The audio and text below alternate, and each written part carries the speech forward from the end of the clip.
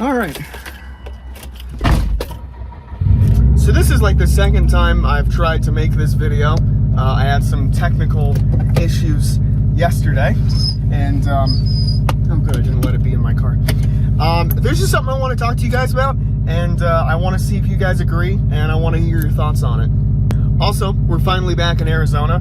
That means I get to take the purple car out for a cruise because it's been sitting here for way too long. So I thought we might as well kill two birds with one stone, go for a cruise. I washed it the other day, and also just chat with you guys about something that's been on my mind recently. All right, so the car is warmed up a bit. Let's make sure we don't get hit by any crazy apartment complex drivers, because they do be out here. And so we've been doing a lot of traveling lately, cross country, like multiple times. They're all on the channel if you want to see them.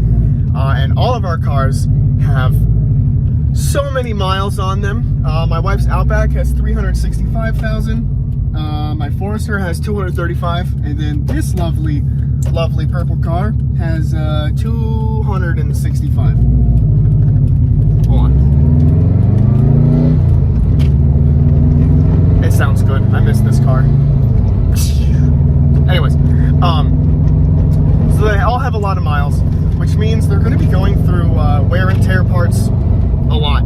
I mean, most of my Forester, honestly, at this point, is not original, except for the transmission. But you know, knock on WRX. Hopefully, nothing happens there. But with all these wear and tear parts, you know, wearing and tearing down, especially on the road when we're in the middle of nowhere, I've had to learn quite a bit in order to replace them and be able to get back on the road without, you know, spending a fortune. You know, thankfully, like AutoZone and a bunch of other parts stores typically have stuff for this generation of Subarus that we have, but you have to know how to install it, like in the parking lot, basically, to save a whole bunch of money. And that's kind of what I wanted to talk to you guys about.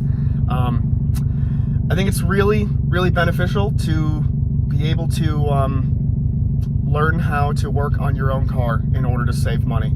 Because recently I was at the whims of a Firestone, and the price was astronomical. And it's just, I'll get into story time. But I wasn't always, you know, the most Midwest mediocre mechanic in the world. You know, I learned all this stuff out of inconvenience and budgetary reasons, and necessity as well. And I've always been interested in cars, so, you know, I've always known I have to work on my cars a little bit, but I definitely did not start out knowing what I was doing at all. A couple funny stories for you, actually. So my silver WRX, which was before this channel, it's actually on the channel, but I didn't own it. I sold it to one of my buddies. But anyways, I got some new wheels for it. Picture here. I got some 3 SDMs, and sorry, squirrel brain. There was a car with exhaust. I got some new wheels, and the coils needed to be adjusted because they were big boy wheels. They were like 18 by 10.5 or something crazy like that. And when I went to adjust the coilovers, instead of adjusting the sleeve like normal, in order to lift the car a little bit, I just compressed the crap out of the spring, and it rode like I had hockey pucks for suspension. And I was like, oh, these wheels are horrible. So I sold the wheels when it was user error, not the wheel's fault at all. I mean, also, another story. I mean, I used to, okay, sorry, that truck made me nervous. He was in the left turn lane, and he was like, no, I don't know if I want to turn left, so he started turning into mine. Anyways, when I was down in Florida, I paid someone a lot of money to wrap this car, and I'm happy I did, but if I had to redo it, I would wrap it myself now, save myself thousands of dollars. When I was also down there, I had a dirt lot, which was perfectly adequate to work on cars, but I didn't even try, because I was like, oh, I have a dirt lot. And I paid shops a ridiculous amount of money in order to fix like basic stuff on my car, like rotors and brakes.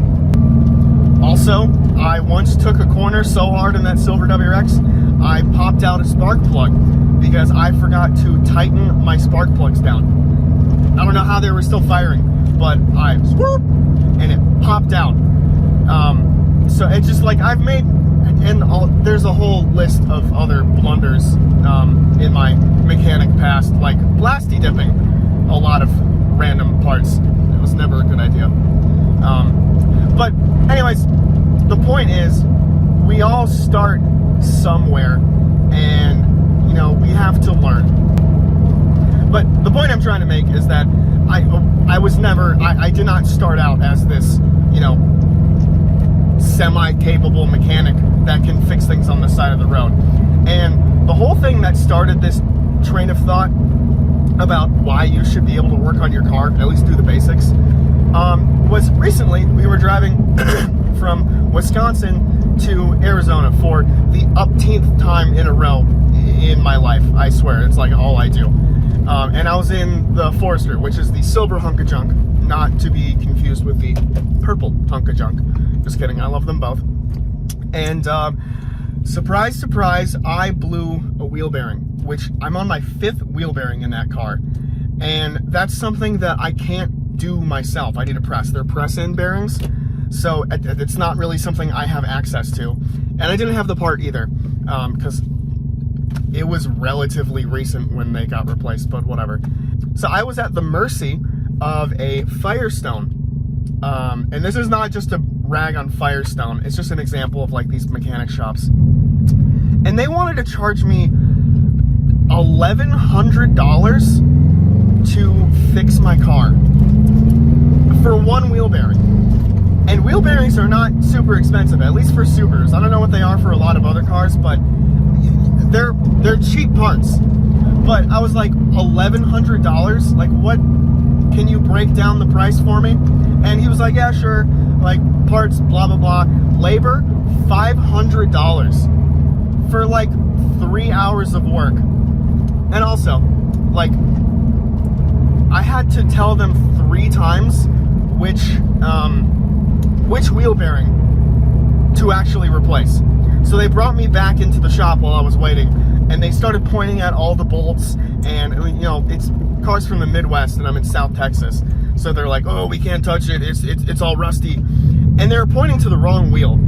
So I was like, you know, it's the other one, right? And he was like, oh yeah, okay, yeah. And then he sounded off the same complaints. But I had to tell them which bolts to take out and how it was recently out. It may look scary. I know rust is a very scary thing for Southern mechanics, but all the bolts have recently been touched, so it won't be a big deal. So I had to convince them to do their job after waiting in the waiting room for like 3 hours. And then they almost replaced the wrong part, and then they charged me $500 for me to tell them how to correctly do their job. I know that may be like a one-off, but I'm only one guy, and I have other stories of shops, you know, taking me. You know, there was this shop in Garden Grove. I had them replace both front wheel bearings in the same Forester. And then both of those wheel bearings that they replaced blew up within 6 hours of getting the car back, and they left me stranded in the middle of the desert between Phoenix and SoCal twice. And I paid them money to fix it. So shops are super expensive, and they're not even guaranteed to really do a good job. And so I think that that's even more reasons for you to be able to work on your car. And another story, this is like story time, WRX story time, and a rant, a G rant. My name's Grant.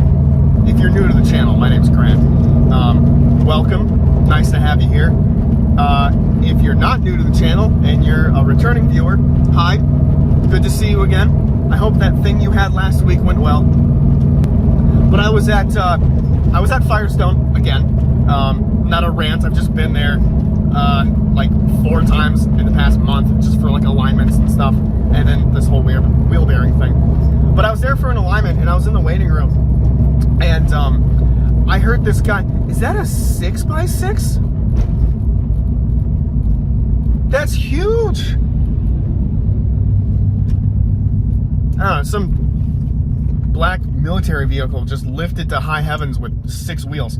Anyways, sorry, squirrel brain again. Where was I?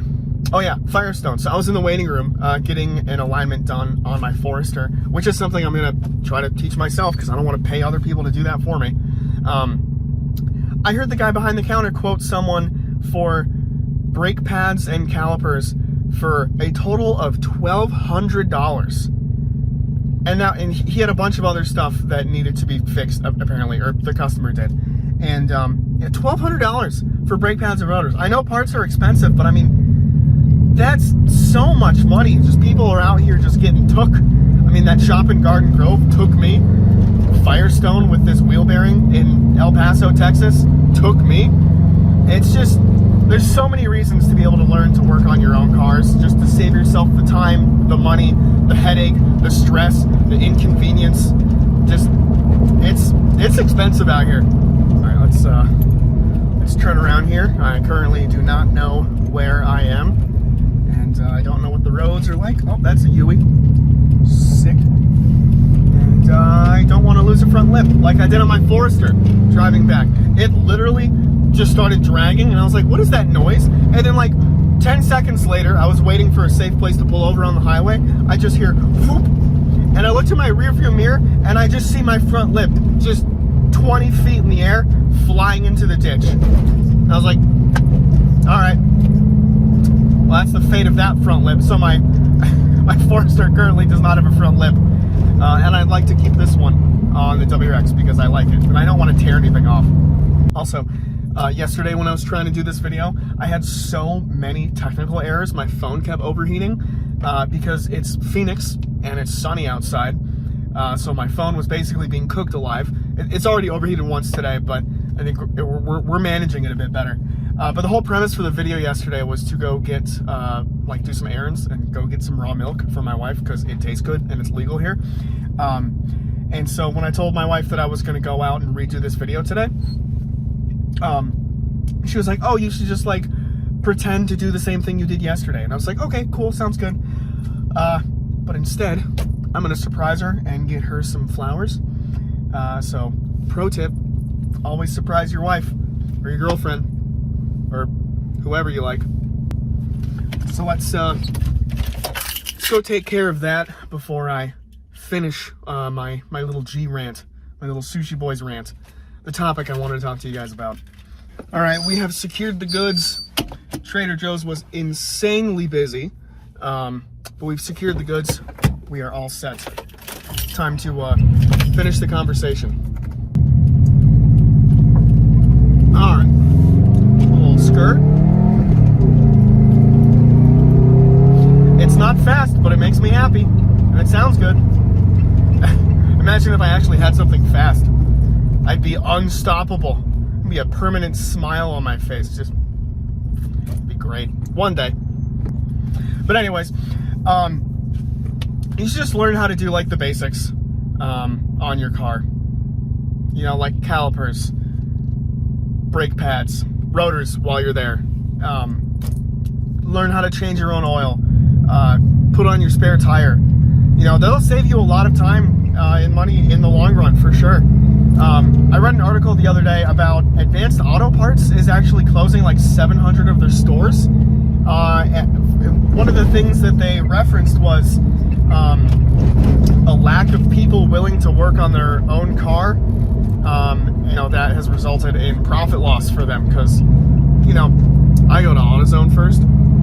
But Advanced Auto is pretty good too. I've gotten a lot of parts from them. So hopefully the store here doesn't close because I like them. They're cool guys, but we'll see. But yeah, no one really works on their car anymore. And I think that you should, really. I think it's beneficial to everybody. I think it's beneficial to you and your wallet and your time. And you can help your family members out too. You can save them time and money and from being took from shops. But let me know what you think in the comments below. Like, do you agree? Do you think I'm overreacting? Which, you know, that's fair. But it's just been something that's been on my mind recently with all the traveling we've been doing and all the times that we've broken down and I've had to fix stuff.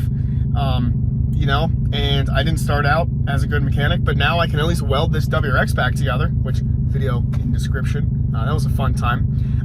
We're gonna do a follow-up video on that actually, so stick around if you want to see what it looks like a year later. It's still running, so that's good. It's not in two pieces, which is a win-win. But let me know what you guys think. I'm really curious. Let's have a discussion down below. I enjoyed making this video successfully this time. And, you know, there's a bunch of other topics I could talk about as well. So maybe we'll do some more G-rants in the future, cruising around in this fun purple car. But thanks for watching. Stick around, subscribe, like, comment. I'm looking forward to our discussion down below. But I'll see you guys next time.